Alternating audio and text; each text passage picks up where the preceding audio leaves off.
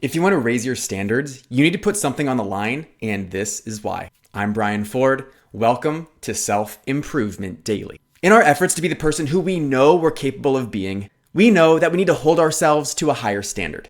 We unlock our fullest potential when we're more disciplined and consistent with our commitments, more courageous in the way we show up to opportunities, and more intentional to make better choices on a day-to-day basis. The problem is, there's a reason we're not already as disciplined, courageous, and intentional as we want to be. It's because our lives are perfectly calibrated to maintain the level of performance we're currently at. Our life conditions are designed in such a way that we find a specific equilibrium that is our current level of output. So if you want to break out of that pattern and raise your standard, you need to disrupt your environment so that your life naturally settles at a new and more elevated level. That's why when you raise the stakes, you raise your standards. When you put something on the line, your reputation, your pride, your stated level of commitment, you create necessity in your life. You create conditions that require more disciplined, courageous, and intentional action, or else you'll have to accept the consequences. For example,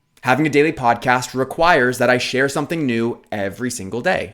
If I started missing days, people would call me out. There's accountability in my environment. If the stakes weren't so high and I didn't have an expectation to meet, there is no way I would have kept up with this for over 7 years now. But my commitment raised the stakes, and that's why I've achieved a higher standard. Now, you can't try to hold yourself to a higher standard just because you want to. But when you redesign your environment and create conditions that make you need to, you're much more likely to follow through.